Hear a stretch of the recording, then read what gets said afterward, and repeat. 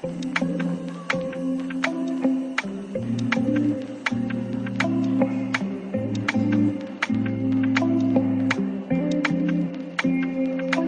6 बजे नाश्ते में चीला और एक कप चाय पी के और भगवान के सामने माथा टेक कर और बाय करके हम निकल गए हमारी ट्रिप के लिए।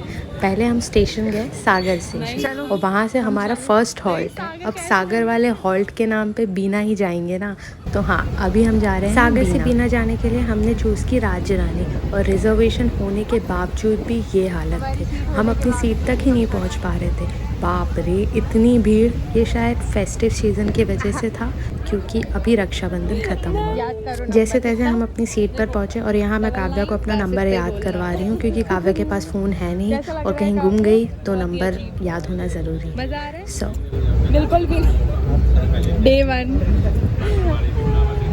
काव्या, इतने स्ट्रगल के बाद हम बीना आ गए।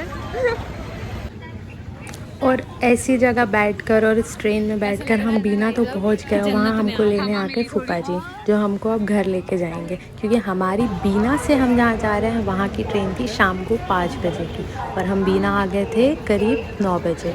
और ये थे फूफा जी और अब हम घर आ गए। घर आकर हम मिले राधिका और कृष्णा से। तो ये हैं वो दोनों और राधिका हमारी गाइड बनने वाली है। तो कन्वर्सेशन सुनिए क्या हो रही है। रूम तो वैसा ही है, नहीं है। हरे कृष्णा हरे कृष्णा। और ये सो रही है, ये ऐसा लग रहा है मरीज है, बिस्तर पे पड़ा हुआ है। बस करो, कितना व्लॉग बनाओगी? 5 मिनट का डलता है एक व्लॉग छोटा सा। और यहाँ कृष्णा का ज्ञान सुनने के बाद मैं थोड़ा हवा ले रही हूँ और उसके बाद हम मिलवाते हैं आपको हमारे जीजा जी से, जो कि ये रहे। शाम के बज रहे थे 4। थोड़ा सा कीर्तन करने के बाद हमारी ट्रेन थी 5 बजे, तो हमें फिर स्टेशन भी जाना था।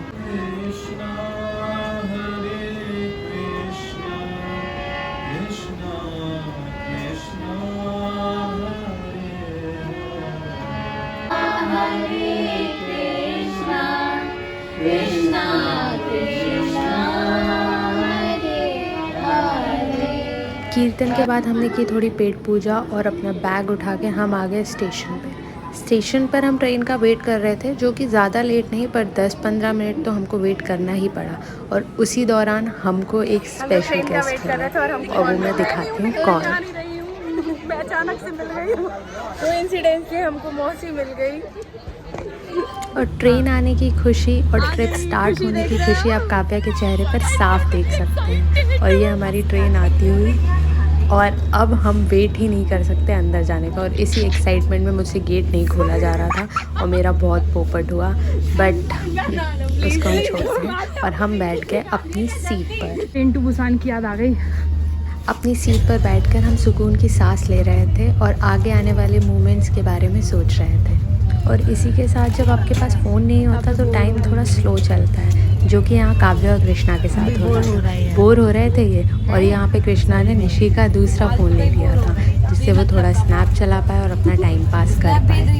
कृष्णा के भरपूर प्यार के साथ हमने अपना आधा सफ़र तो तय कर ही लिया था और रात के बजने वाले थे 10 और हमारी ट्रेन 15 से 1 घंटे लेट हो गई थी। जहाँ हम 11 बजे पहुँचने वाले थे, शायद अब हम 12 बजे पहुँचेंगे क्योंकि कवर करने की उम्मीद कम ही थी। 11 बजे पहुँचेंगे और फिर मथुरा से हमको 1.5 घंटे लगेगा बरसाने के लिए। देखते हैं कब पहुँचते।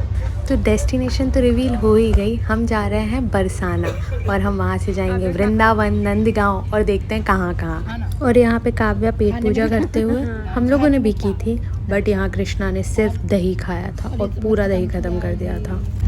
और अभी इस पे भी इसकी नहीं आता है, इसकी। रात के 11 बजे हम पहुंच गए मथुरा स्टेशन और यहाँ हमारी ट्रेन का स्टॉपेज सिर्फ 1 मिनट था।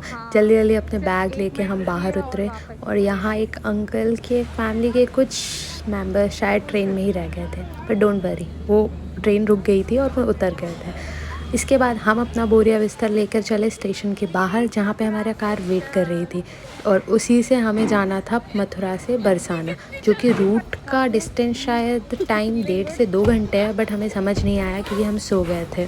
काव्या को पीछे वाली सीट पर बिठाल कर अब हम करते हैं इस व्लॉग को एंड। आगे के हमारे दिन कैसे गए उनको देखने के लिए नेक्स्ट व्लॉग ज़रूर देखना, और सब्सक्राइब टू माई चैनल जिससे व्लॉग का नोटिफिकेशन आ जाए। ओके, सो बाय।